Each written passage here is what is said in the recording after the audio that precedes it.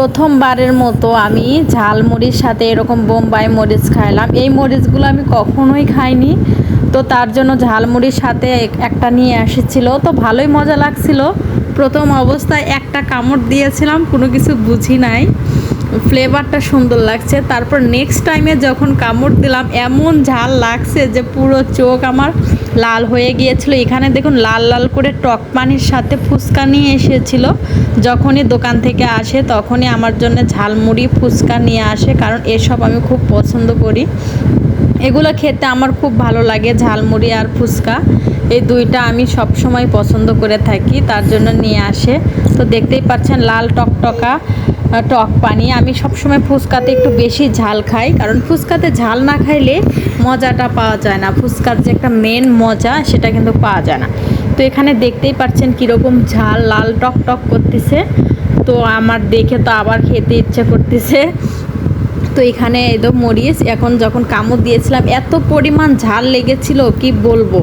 তো পরে আবার একটু ওরে ভাত দিলাম, এগুলো দিয়ে আমার যেহেতু খাইতে ইচ্ছা করতেছে না, তো তাও ওরে খাইতে দিলাম। খাওয়ার পরে এই তো ডিম ভুনা করেছিলাম, তারপরে আলু ভর্তা বানাইছিলাম, আর একটু মুরগির মাংস ছিল এগুলো। তারপরে আবার দেখেন পুঁই শাক নিয়ে এসেছিলো, একদম টাটকা শাক। এগুলো কিন্তু রান্না করে খেতে পারি, তাও ভালো লাগতেছে না।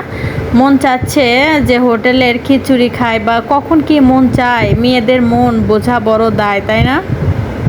তো এখানে আমি শাকগুলো দেখতেছিলাম, রান্নাও করতে ইচ্ছা করতেছিল না, পরে ওরে পাঠাই দিলাম। পরে ওই আবার নিচে যেয়ে খিচুড়ি নিয়ে আসলো, তাও ঠান্ডা, একটু গরম না। আর মাইয়ের জন্য নিয়ে এসেছিলো মোরগ পোলা আর তিহেরি একসাথে মিশাইয়ে দিয়েছিল, যেহেতু খুব শেষ হয়ে গিয়েছিল তার জন্য এরকম সব কিছু ঠান্ডা হয়েছিল। খেতে কিন্তু একটু মজা পাই নাই। তো এই তো আমি এখন এগুলো প্লেটে বাড়তাছি। আমাদের দুইজনের জন্য খিচুড়ি আনছিল, আর আমার মেয়ের জন্য মোরগ পোলাও নিয়ে এসেছিল।